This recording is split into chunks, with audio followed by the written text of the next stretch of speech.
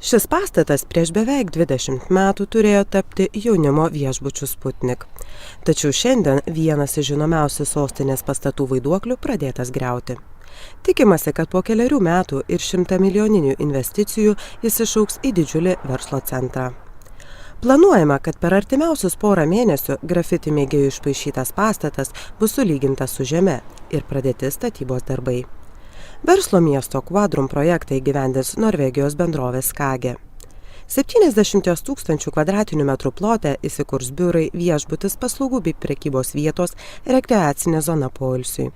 Skaičiuojama, kad investuotojams šis projektas atsieis daugiau nei 4 milijardo litų. Tačiau už kiek įsigijo apleistą pastatą, verslininkai neatskleidžia.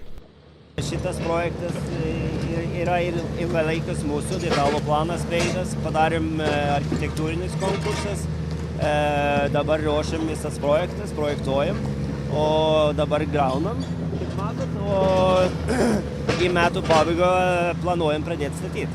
Mūsų nuomonė, tai čia ofisą statyti, tai yra vienas iš geriausių ofisų vietos Vilniuje. 250 milijonų litų. Mes pradėsim statyti šiemet pabaigos, o paskutinė pastatą turėtų būti pastatytas, čia bus 3 etapai.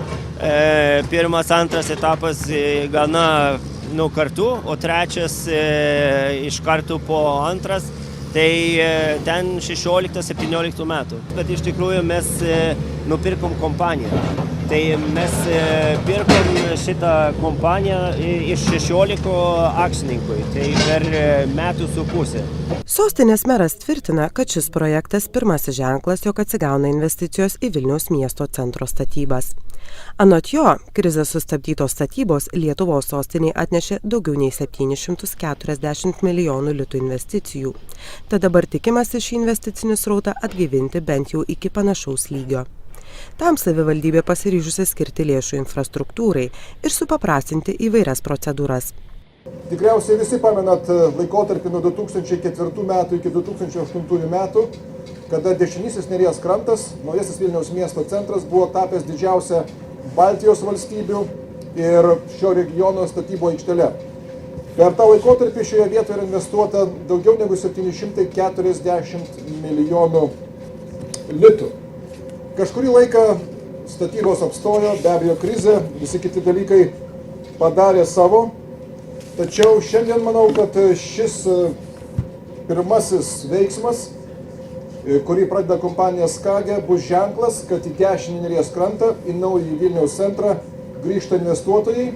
Ir šiuo metu mes esame paskaičiavę, kad bendras investicijų skaičius, kuris galėtų būti realizuotas čia, yra daugiau negu 500 milijonų litų. Savo ruoštų, kad tos investicijos čia ateitų ir kad investuotojai turėtų pagrindą ir galimybę investicijas pradėti, aišku, turi būti miesto labai aiški politika. Ir šį visą laikotarpį Vilniaus miesto savivaldybės tarnybos, kolegos vicemerai, mūsų departamentai rengia palankesnės sąlygas dešiniajame Neries krante. Ir Vilniaus miestas per artimiausius 4 metus yra pasiruošęs investuoti apie 100 milijonų litų į infrastruktūrą, tvarkant gatves, kuriant žaliasias vietas, tvarkant komunikacijas, tam, kad paskatinti privačių investuotojų investicijas čia.